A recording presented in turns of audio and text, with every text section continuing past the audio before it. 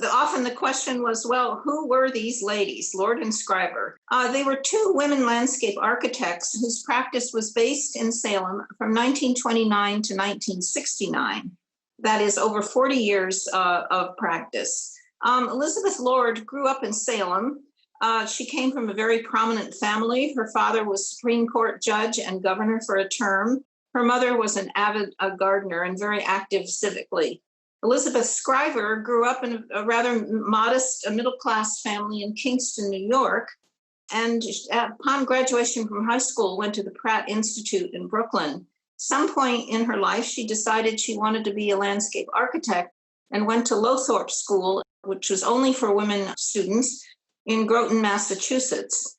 Following that, she interned with Ellen Shipman for about 8 years in her office in New York, as well as experiencing summers in Cornish, New Hampshire, which was very influential. They met in 1927, sponsored on a tour of European gardens sponsored by Lothrop. And at that time, they discovered a common passion for what a garden should be. Edith had always wanted to come west. And so in 1929, out she came. They decided they wanted to be career girls. Their skills complemented each other very well.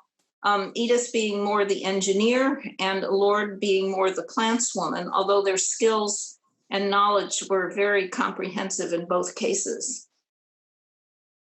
So out they came in 1929, out she came, and they established the firm.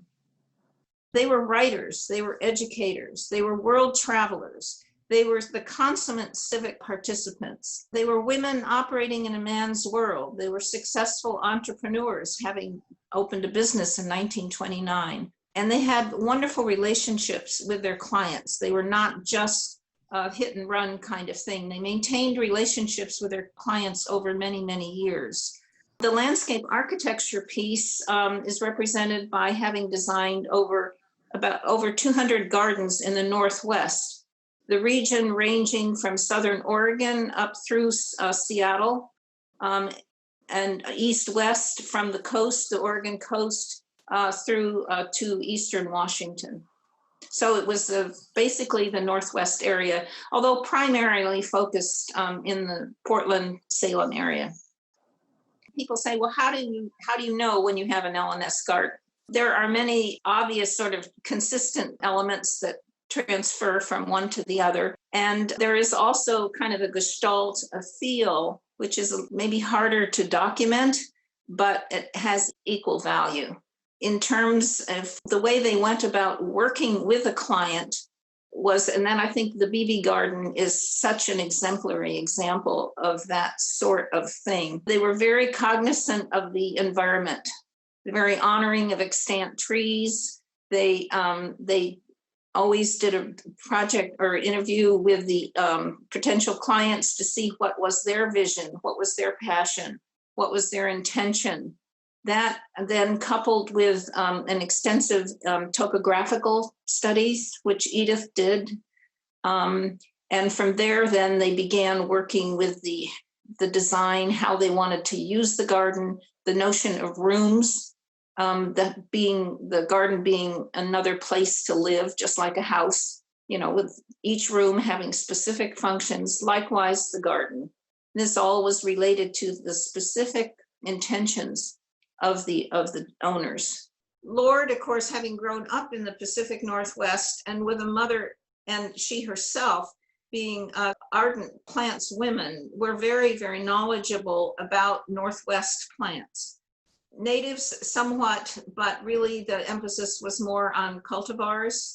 And Lord early on had an interest in native plants.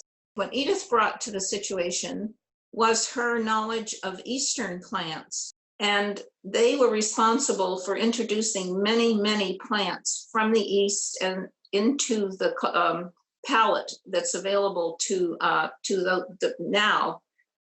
growers here. And there's a lot of correspondence. They would go to conferences and conventions, et cetera. And there's a lot of correspondence that ensued from those experiences, requesting that they would make big orders from providers, nurseries back east. And eventually convinced growers here in the valley, which is such an amazing place to grow plants. So they greatly expanded the palette that is available here now. The Lord Schryver Conservancy grew out of a local interest, by local I mean Salem, local interest and awareness of their legacy and their influence, but not only some of the residential designs, but also their contribution to the Salem landscape. Much of what we have here in Salem in terms of civic landscape, street trees, public buildings, etc., is due to them. The value of being in a garden actually present can never be replaced by any kind of technological imagery, whatever. That's not to say that it's not valuable, these other resources or other ways of carrying the message.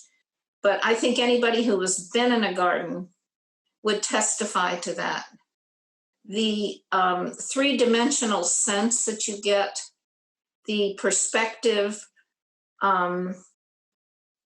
the proportions, the color values that just never come through with technology, the textural interplay of the shrubs, and Lord Schryver were very much about that.